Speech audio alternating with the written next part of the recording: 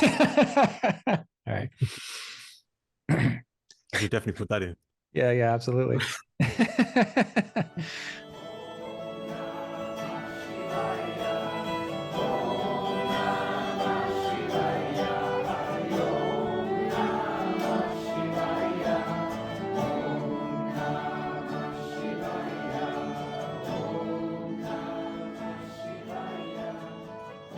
So, welcome back, everyone, to the Kriya Yoga online YouTube channel.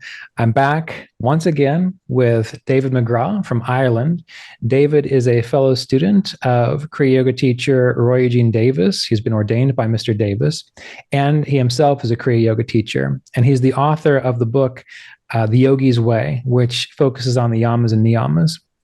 Now, in our time today, what we're going to aim to talk about is the Yamas and Niyamas and how they're fuel for your spiritual practice, how they help to cultivate more sattva in a person's life, in your spiritual life. And David is helping to arrange and organize some practice circles, small groups of people to find inspiration on the path together. So we're going to talk about all these things. So welcome back, David. It's good to see you. Good to see you too, Ryan. Thanks for having me. Yeah, no problem.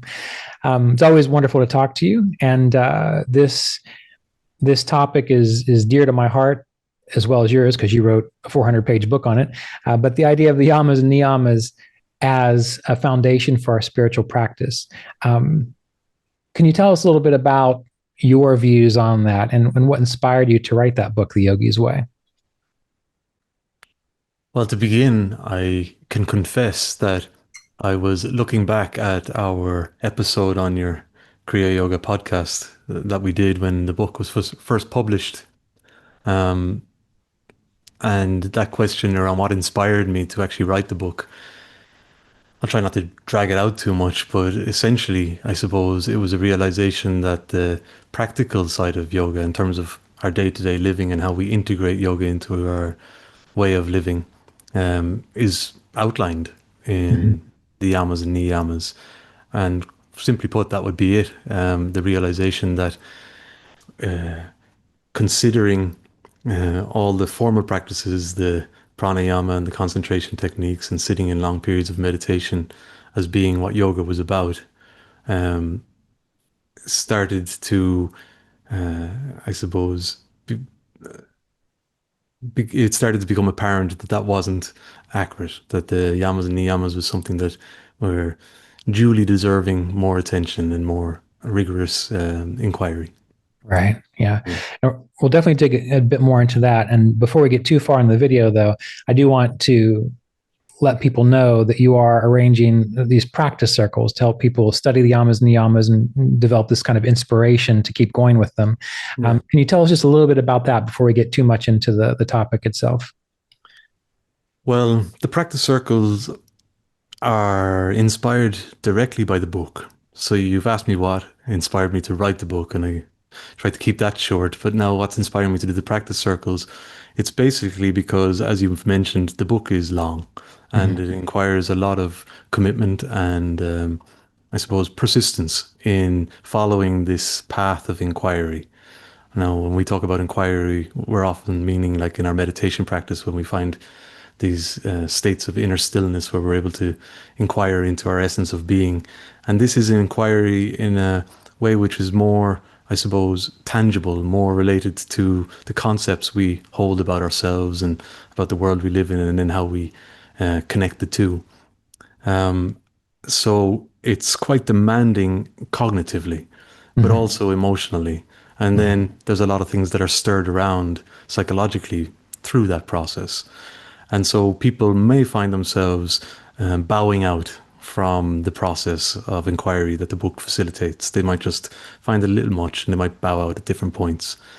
And so the reason I set up the practice circle was to provide some kind of a pit stop at the end of each sequence. Each sequence is 10 weeks. So when they've worked through one cycle of the yamas and niyamas, they'll come to a point when they're about to start the next cycle. And just right there at that point, I'd like to provide a kind of intervention, a moment to reflect, not necessarily just on the yamas and niyamas, but on the whole process itself. and the nature of the inquiry. And so the circles would be a space for people to come together and reflect on the process of inquiry and then whatever is being stirred up within them. And also, the book is very much founded on putting words to the experience. So it would also give people the space to put words to the experience, but not in isolation, where they're just with their own thinking minds, but where they can get feedback and, um, I suppose, get a greater sense of what they're actually saying to themselves. Yeah. Right, right. Okay, good. And I will put a link in the bottom of this video so people can find information about how to sign up for those practice circles. When does it begin? Was it August of 2025? Yeah, August 10th will be the first one. And so August 10th will kick it off. So if people are working on the book right now, they might be on the first sequence, the second sequence, they might be halfway through the book, they might be towards the end of the book. But if they were able to aim to finish whatever sequence they're on by August 10th, then the meeting would be or an opportunity to kind of re-inspire themselves before they go on to their next sequence. Right. So it doesn't matter where people are in the book in terms of sequences, whether it's sequence 1, 2, or 16 or 15 or whatever it is. The idea is that people can just come together and reflect on how things are going for them up until Yeah. that point. Yeah. Good, good. Yeah. All right. So one quick thing that comes up as you're talking about this, the Yamas and Niyamas, in my experience and your experience of these past 2.5 decades, like we've been able to see just how important they are. Mm. And I'm reminded there is this one forum that I happened to see where someone was talking about a course that was being offered on Kriya Yoga, and it was maybe a 3-month course. And one of the people who were commenting said, "Well, you've gone through the course for 3 months. Have you experienced samadhi yet?" And the reason I bring that up is because a lot of people when they come to meditation and yoga and Kriya Yoga, like they think, "I want to experience samadhi." They don't Mm. think to themselves, "Well, how am I going to get there? Like, what are the steps?" And so, from your perspective, how is it that the yamas and niyamas actually make it possible for someone to have an authentic experience of a state of samadhi, as say described in the Yoga Sutras of Patanjali? Yeah. I think the more I've reflected on the yamas and niyamas, something started to happen where the other system or formula that Patanjali laid out, the eightfold system, the eight limbs of yoga, where samadhi is the eighth principle, the eighth limb. That whole system holds a relevance in terms of the formal practice, but the introductory limbs, the yamas and niyamas, you could almost just take them on their own because the last three principles, which we know to describe the pillars of Kriya Yoga, tapas, svadhyaya, ishvara, pranidhana, those three in and of themselves are pointing towards samadhi, or if you want to say, they're pointing towards a realization of one's innermost level of being. Mm-hmm. And so, regardless of the Eightfold Path, with all the technical explanation that it invites, and it invites a lot, the yamas and niyamas actually incorporate um, the approach to what it means to, I suppose, be disciplined and inquire into our essence, and then to surrender and be content with the experience as it unfolds. So how does the yamas and niyamas, to answer your question, actually facilitate or provide access to that experience? I think it kind of speaks for itself, the fact that those three principles are incorporated into the yamas and niyamas: Right. self-discipline, self-inquiry, and surrender. Mm-hmm. Um, so, yeah, I think that just that overlapping, there's a huge focus on the eight limbs of yoga, but the eight limbs only exist to help explain. Well, it feels to me that they only exist to help explain the more practical, formal aspects of the yamas and niyamas. Right. So you could even imagine, Patanjali sitting down. I'm sure he didn't have a laptop, but sitting down with his whatever it was, his sand and finger, and writing down the principles. And he thoroughly went through the yamas and niyamas and then might have just considered, well, yeah, you've got tapas, you've got svadhyaya, and you've got ishvara pranidhana, but people aren't necessarily going to be able to just do that without some kind of formal approach to it. So let me come up with another uh, structure that will help people to it with that formal practice, and that is the rest of the limbs Yeah. that seem to be offered. Yeah. Yeah, yeah, that makes a lot of sense, and it reminds me of previous discussions we've had about like psychological well-being, and it's always been my sense that the if you want to know how psychologically healthy you are, well then see how well you practice the yamas and niyamas. Mm, Because if a person is psychologically healthy, they're more likely not going to lie. They're more likely to be content. They're more likely to not hoard things. They're more likely to be harmless because they're psychologically well inside. They see things clearly. They respond to life appropriately, and it reminds me of just a lot of the teachers that I have known who have taught yoga, particularly from Patanjali, and most of them start out by saying that in order to get the most benefit, in order to experience deeper states of consciousness, you have to be fairly well balanced already. And I think that's troublesome in a way because a lot of people come to yoga, and you might see this too. They come to yoga because they're experiencing imbalance and they want yoga to balance them, rather than treating yoga as a very powerful, subtle practice. And the yamas and niyamas, particularly, the first 6 or 7, those are the things that have to be there in order for tapas to work well, for your spiritual practice to work well, for svadhyaya, for you to understand spiritual literature. That has to be there for you to, ishvara pranidhana, with the power of perfecting samadhi, perfecting that oneness state. These other things, like those things have to be in place before that actually happens, right? yeah. Yeah. Um, I had just swimming around in my head while you were talking there was the idea that when you talked about people and how they approach yoga, there is a kind of a, and I can speak from my own personal experience, a desire to just experience our existence in a way which is different to how we're experiencing it. And it's almost like a kind of fantasy Mhm. about how we can be different than how we know ourselves to be. And when you come to yoga, I've heard you talking about the techniques as being something magical, which is going to create something magical. Um, and then you get to the yamas and niyamas, which just the way they're laid out, some people even call them a moral code or a system of ethics. I don't like to go down that route. I like to just keep them as principles because I think that allows for the flexibility of um, the need for you to actually engage in them and actually inquire into them and your relationship with them. I think that's important Yeah. because then when it does come to the idea of self-inquiry and what the whole, I suppose, fundamental premise of what yoga is about, like when we talk about psychological um, adjustment or psychological positioning, where you're in a state where you're able to actually work through these things, it's true that maybe you would advance more quickly if you're in a situation or a position where your relationship with these principles is actually, let's say, um, less knotty, less Mhm. complex, less conflictual. But if it's not, those principles, they require an investigation and they require work. And when we talk about working out the stuff that prevents us from realizing the self, the yamas and niyamas just they really just label it out.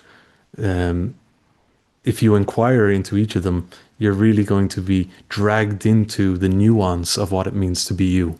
And I think that's where, we talk about people coming to yoga looking for an experience that's different to what they usually experience, some version of themselves, which is uh, perfect or higher, or, it is this idea of being drawn into the nuance of what it means to be them exposes the conflict and the tension and the discomfort and the awkwardness of actually being who they are. Right. And working through all of that is extremely, I think, challenging. And Mhm. so it's easier just to romanticize about what the pranayamas are going to do or what sitting in long hours of meditation is going to do. It's easier to fool ourselves into thinking that that's where the work is going to take place, rather than actually just get down with the bare nuts and bolts of examining who we are. Right. I could keep talking here, but it's just to mention that, this idea of self-inquiry. I know within yoga we differentiate between the ordinary self with the lowercase s and the idea of another self with a capital S, Mhm. and that's defined in lots of different ways. But ultimately, it's actually without definition. It's undefined. It's outside of description. And then there's this idea that we can realize this self which is beyond description. Mhm. The thing that's getting in the way of it is the self that is very much defined and described, and the one that we're dealing with on a day-to-day level. And so the yamas and niyamas help us to actually come to terms with that as being the vehicle which is going to allow us to experience this undescribed, unconditional self. Right. Right. Yeah. And you mentioned sort of the yamas and niyamas as ethical codes and moral codes and these kinds Yeah. of things. And I think it's very okay to kind of see it that way. But part of my experience has been that I look at them more like they are like programs within the field of consciousness. Hmm. And in the same way that light, like we have light, illuminating the room. Well, if you want to see the room, you got to turn the light on. Mm. And so that's like a program of consciousness. If you want to see something, there has to be light there. Mm. And the yamas and niyamas, I kind of look at them and how they relate to sattva, rajas, and tamas, and how the yamas and niyamas, they are promoting sattva. And sattva is light, sattva is awareness, sattva is clarity. And Mm. so every time you make a choice to engage the program of harmlessness or the program of truthfulness or the program of non-attachment and so on, every time you engage those, it's like the field of your consciousness lights up a little bit more, which means Yeah. it's easier for you to see that indescribable capital S self. Yes. And when we don't follow them, well, then we're perpetuating rajas and tamas, which is what, like friction and darkness, where you can't see anything. You're just bumping into stuff all the time, Yeah. right? Yeah. I suppose a couple of things. The reason I don't refer to them as an moral or ethical code is because it's quite easy when we're talking to talk about the principles and label them out. But in the lived experience, we talk about non-harming or truthfulness. There are moments when those two principles will come in conflict with each other. There's Mm-hmm. moments when being truthful will cause hurt, or being hurtful will mean that we can't be, sorry, to avoid causing hurt will mean we can't be truthful. And then you can go to the other ones, stealing, non-stealing, and non-attachment. Sometimes there's moments when we are kind of left with the question, which one should we go with? Like, which of the yamas and niyamas would we prioritize? Now, I've heard people talking about it in terms of, ahimsa is the primary one because it's ultimately that's what we're aiming to do. And I get that. Um, but I think that what the way they've been kind of juxtapositioned one against the other forces us to not just reduce the system of yoga down to one simple solution. This is what you have to do, ahimsa, or this is what you have to do, just be truthful. I think the complexity of the lived experience is kind of supported in the fact that we've got 10 of these principles. And if we just go with the yamas, those five principles, those outward expressions, the fact that they're bouncing off each other and they're interplaying with one another. And then we're trying to, through our lived experience, decide, well, if I'm going to, practice the reservation of or the conservation of my vital energies through brahmacharya, but that means that I'm going to hurt this person because I'm not going to be able to show up for them at this event that they've organized, and I want to conserve my energy, or maybe I should go. And then there's this conflict, this tension in the lived experience. And then it's around, well, if I don't go, do I tell them that I can't go because I'm trying to conserve my energies, or do I actually just say a little white lie just to not hurt their feelings? And so it becomes, in the lived experience, far more nuanced. And I think that's the beauty of the fact that there's more than one of them, where Right. we don't reduce life. And then when you brought in the principles of the gunas, that's, as a system, you could almost say, and I'm just thinking this out now, but as a system, you could see them as being another framework of ethics. Mm. Whether you're going to strive towards clarity and illumination and kind of brightness and bringing this, I suppose, what people like to call a harmonious aspect to into life, or you're going to be more with the tension and the conflict, or you're going to be more with the inert heaviness that's going to maybe stop things in their tracks and maybe bring things down a bit. But from my understanding, we're trying to transcend them all.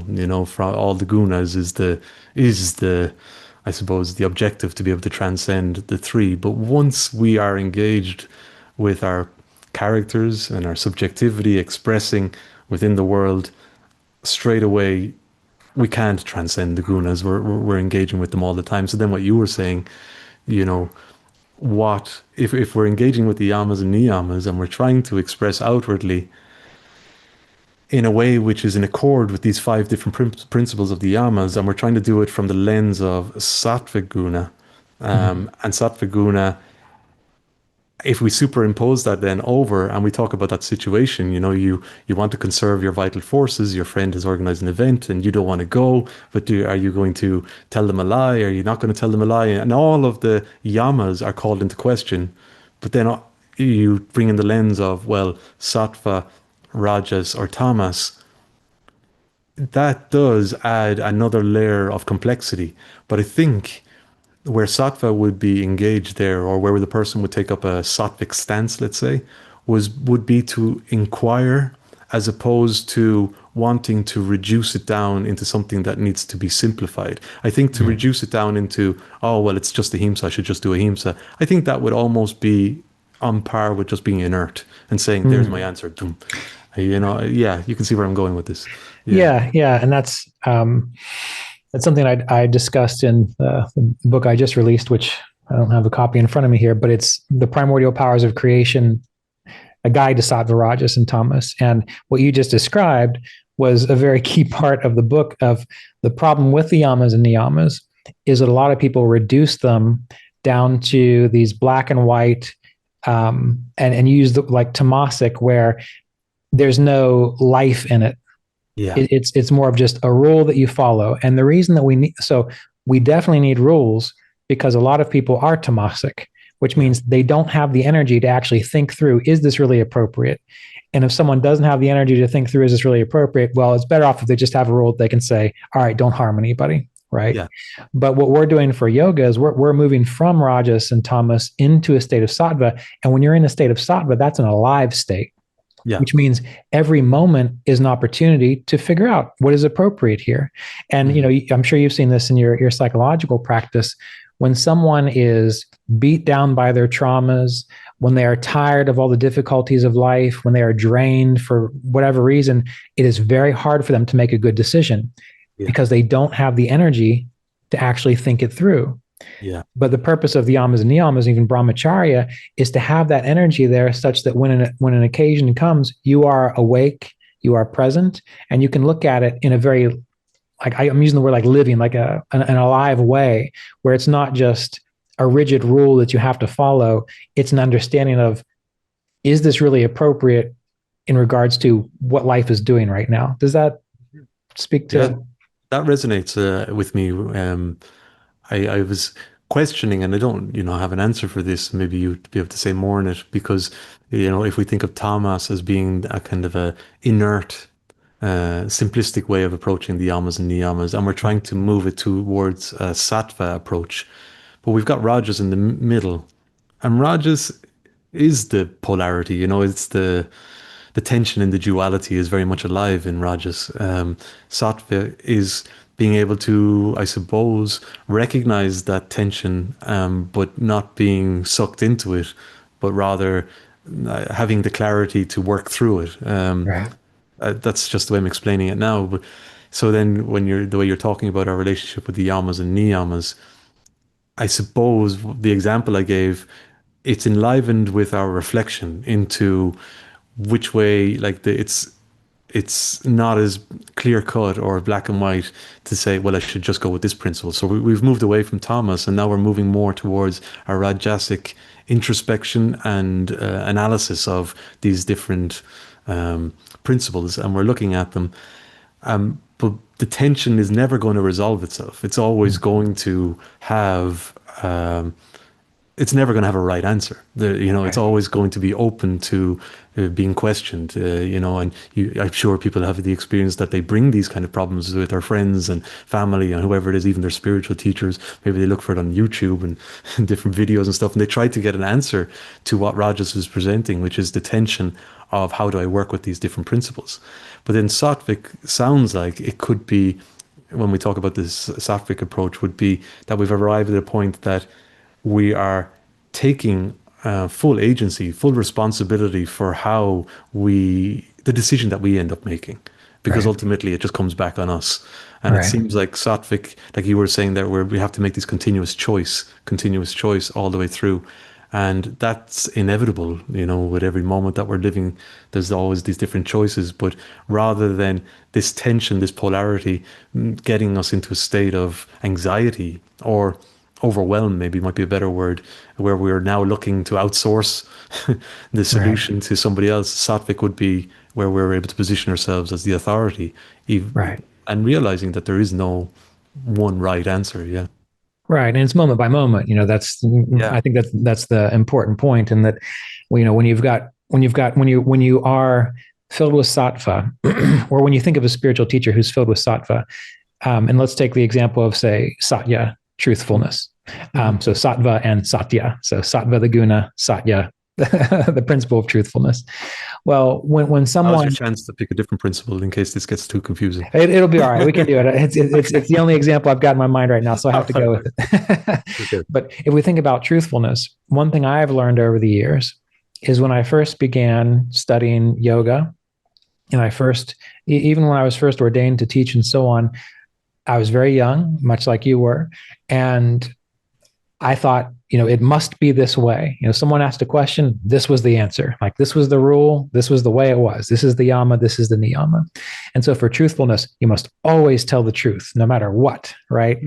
And as the years have gone on and I've interacted with more people and I've grown and changed, there's a feeling inside of me now that allows me to determine, is it really appropriate to talk about something? And for someone like, for example, you, who've had a lot of experience with yoga and meditation, when we get together, I don't really hold back at all, because I know what you have studied, how you have practiced, and I know that even if we disagree, we can still have a very supportive sattvic relationship, right?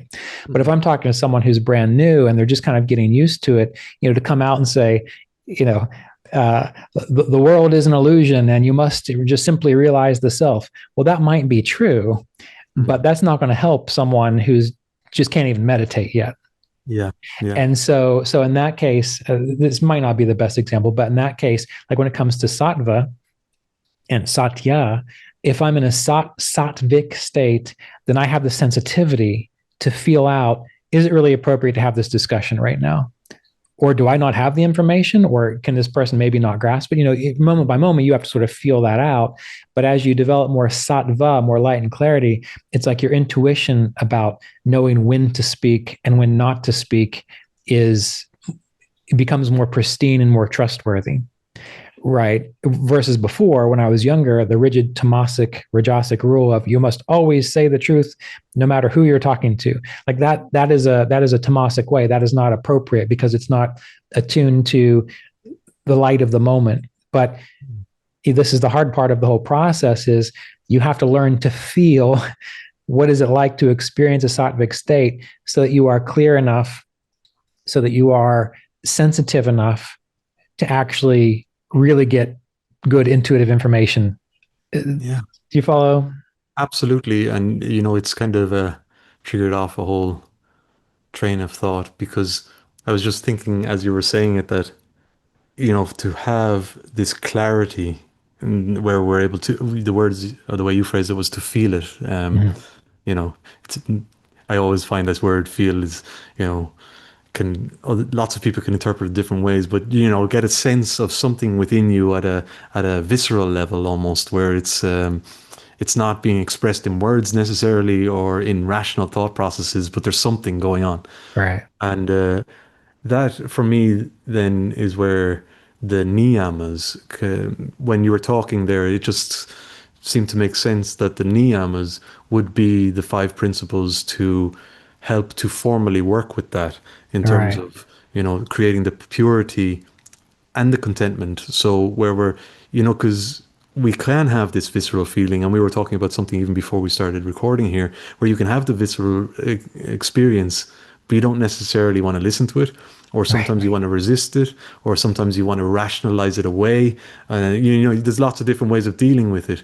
And I suppose the niyamas are the practices or the principles which are guiding us to Right. get good at actually being able to just experience things that are taking place, movements which are taking place, which are guiding us in terms of how we express, but not based on a codified, conceptualized, worded system like the Right. Yamas. Now Right. they're actually something different. They're something more visceral, internal, undefinable, but they're there. And it Right. sounds like the Niyamas cause that kind of introspection. And then just to maybe to elaborate then a little bit, then when we bring in the rest of the limbs, they are a systematic approach to with the asana, mind body awareness, and then with the pranayama, the energetic body, and then their constant, or I suppose pratyahara, but there are concentration techniques as well, and working with the mental fluctuations. But they're all there. Let's say those five niyamas kind of prime us to actually get really good at just dealing with our experience of living, which is outside of conceptualized worded language. Right. Right. Yeah. Yeah. Yeah. And as you were talking about that, it kind of reminded me of when we think about the process of yoga, that really what we're doing is we're learning to move from sort of living outwardly, kind of caught up in external things, to an inward space. Mm. And this is way beyond the scope of our talk, but we have the physical world that we experience, but through yoga we're learning to experience the subtler side of Yeah. ourselves, and then even the subtler side of that into, I guess, what you could call spiritual realms or causal realms and so on. And I've thought about this before in regards to the yamas and niyamas, that as you start to experience your inner worlds, like in the inner world, your thoughts, your emotions, your inner states, they manifest much more quickly. So if we use the idea of like a physical world, an astral world, and a causal world, well, in the physical world, you say, I want a watermelon. And in order for you to get the watermelon, you've got to get some money first, then you've got to go to the store, you've got to drive there or take a train, then you come back with the watermelon, and you have to have a knife and you have to cut it up, and then you can have your watermelon. Maybe that takes like 4 hours, right? But if you're in, let's say, an internal state, an astral state, you think, I want something. There it is in your mind. So it's as though things manifest much quicker in these subtler realms. And if you are if you're not able to practice truthfulness, if you're not able to practice non-hoarding, if you're not able to have control over these basic inner states of your consciousness, well, then to think that you're going to be successful navigating your inner world, you're not, because you're going to be thinking of this, you're going to want that. You're going to be jumping around all over the place. Mm. But what I feel the Yamas and Niyamas do is they give that capacity to be centered, to even contentment, to be pure. And by pure, I don't mean like the dogmatic you must be pure. I mean, there is something when something is pure, it's very nourishing. It's very good for you, whether it's a physical thing or a thought or a state of consciousness. And so if we want to experience true, authentic, deeper, profound spiritual awareness, we have to have these things set up. Otherwise, our experience is going to be skewed. We're going to have fantasy. We're not going to be able to be still enough to perceive the subtler processes of samadhi and so on. And anyway, just kind of listening to you talk, it helped reinvigorate the idea of the reason these things are so important is because if you want to experience an authentic spiritual state, you're not going to be able to do it if you're depleted of energy. You're not going to be able to do it if you don't have the capacity to sense what truth is. You're not going to be able to do it if you're trying to like grasp other people's things or take stuff that doesn't belong to you. You're not going to be able to do it because these conflicts are going to be going on inside of you, which won't allow you to settle into deeper states. Yeah. I think, just out of everything you said, the word that's resonating now is the word conflict, because I think that's kind of just a byproduct of what it means to be here in the human condition. Like I talked about tension already and duality and the kind of push pull that takes place all the time. And then how we can use the framework as a way of measuring how we're going to respond to that push pull, where are we going to fall. Um, but the tension, can be spoken about as a conflict. It's just this continuous conflict that we're experiencing. And sometimes it gets to the point where the conflict is overwhelming and we just become stuck and we actually can't move anyway. And I suppose that would fall back on tamasic experience of some occasion in your life. So this push-pull is demanding our engagement as it's expressing how we're engaging in life. Now you've brought in the different realms, astral and causal. If we bring it back to maybe the sheaths and we talk about in terms of like we're physical and our emotional and our mental, much, and paralleling it with the astral and causal, I was talking with the limbs of yoga and how they work with the physical body and they work with the emotional or energetic body and everything that is going on there. And then our mental body or the mind and everything that's going on there. And then we experience conflict. So when we experience conflict, like we have this model which is very good for helping us to understand how we are expressing at these levels of being in terms of our physical body. But in terms of our lived experience, it's all happening together and we're in the throes of it, And then, the physical experience, we can rationalize it with our language to kind of codify and make sense of it and tell the narrative around it.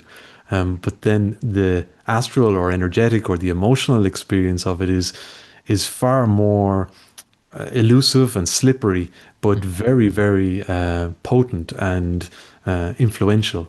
And then, behind that, we've got our mental.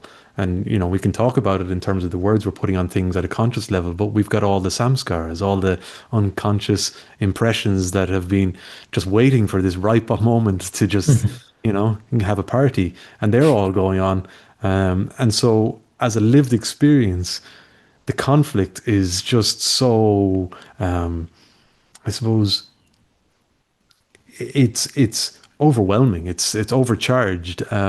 And then so when we could bring it back to our formal practice, when we sit in meditation, for me, it's a real training ground. I know people go to the gym to develop the physical, and there's a lot of people dealing with the energetic body in different disciplines at the moment.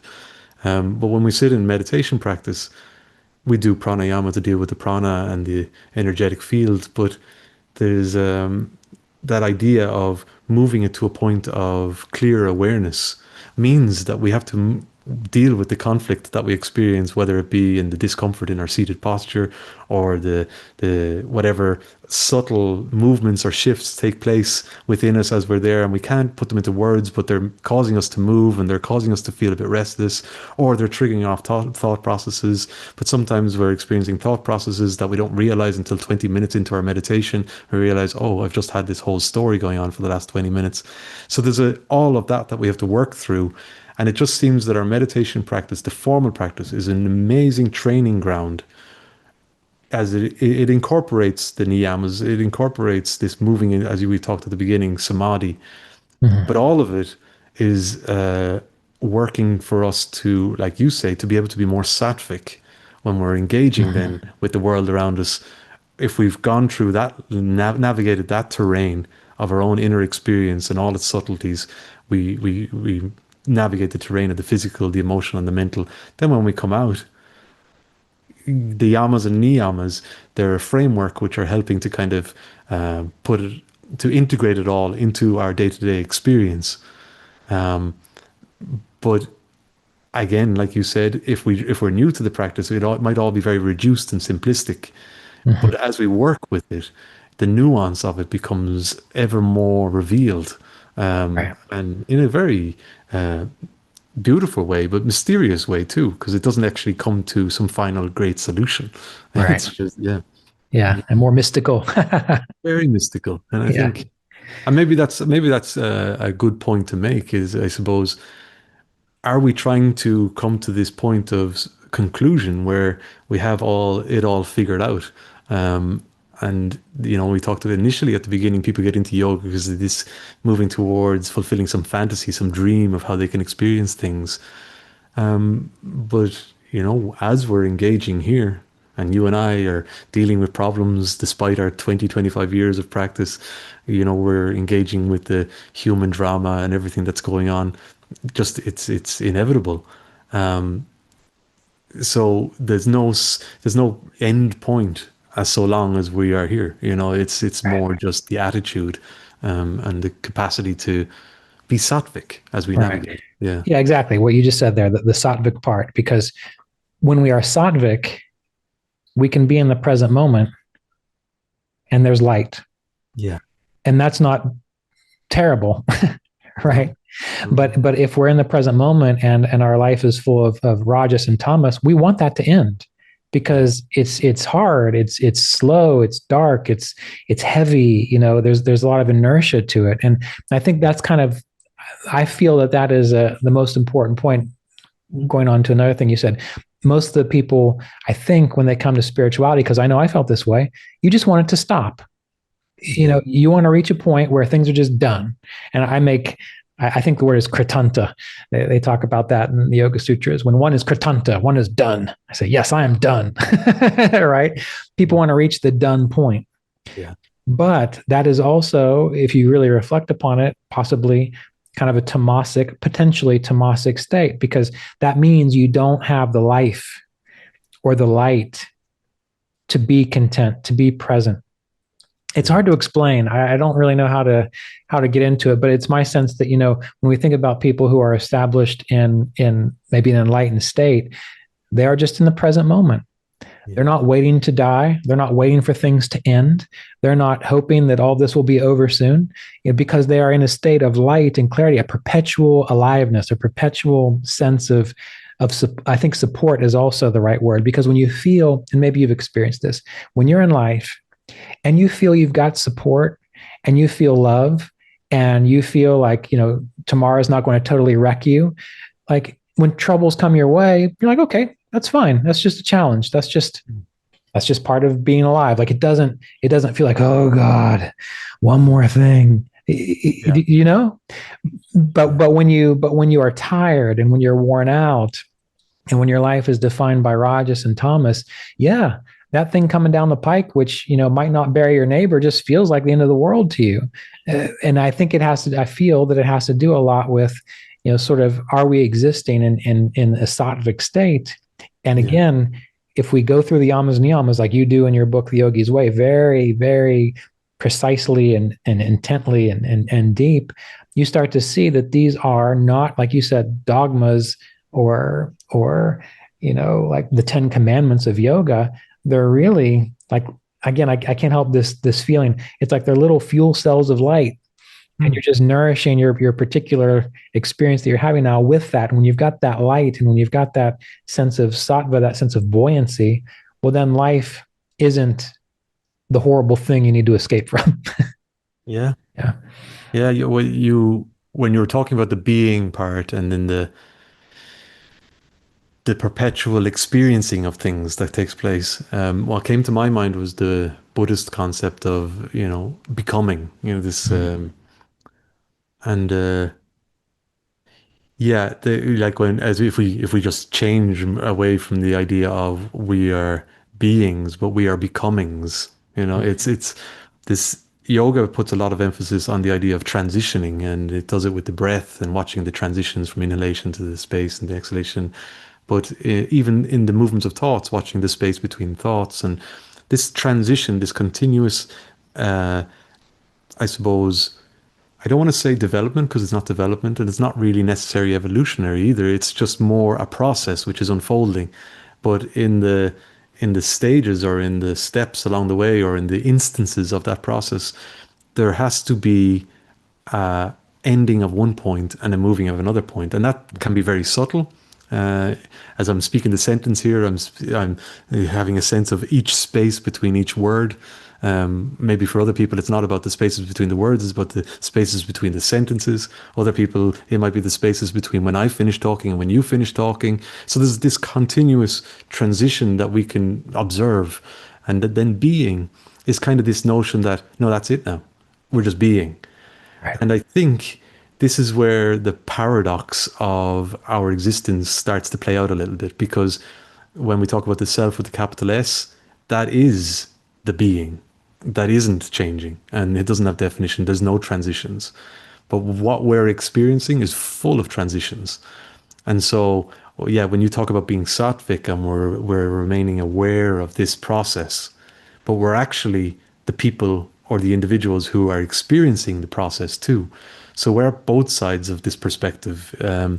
And I think then when we talk about the ordinary self, I'm inclined to say that that's just a shifting lens, you know, Mhm. that's it doesn't tie down. But when in our incessant in attempting to just anchor it down and have the solution and get it all resolved and figure it out and just get it to a point where it's done, it's it's likely to prevent a kind of an openness and a clarity to move into the next transition because we all know that that final version of you isn't ever going to happen. Right. And then when you do, when you leave the body and you go on to whatever it might become, you're becoming something else. But the that ending, you might be able to say something, but there's no more becoming then, and Right. the being a human being is gone. You know, Right. so as just being here and being alive, it's a something which is full of transitions, which requires our clarity, and requires us then to be present, as you say, so as to be able to make those transitions with an openness and with Right. yeah. Yeah. Yeah. Well, I feel like we could go off on a whole other hour of discussion with where we just landed right here. But Yeah. how about how about we bring it back around to the Yamas and Niyamas and how and your practice circles, and Yes. and so let's just kind of wrap up with that a little bit. Really the whole point of this talk is to just sort of talk about um, why these principles, the yamas and yamas, are so important for the overall success in your meditation practice. But what you're helping to offer, facilitate, is this capacity for people to come together to support each other in that process. Yeah, I think when people pick up the book and they're working on it on their own, it requires a commitment. It requires an engaging, and like we talked about, a facing and a confronting the nuance of what it means to be them. Mm-hmm. When they sit down with the book, they'll have an idea of who they are. They'll have an idea of where they want to go, but then the book will call it all into question. And Yeah. it does that even more and more.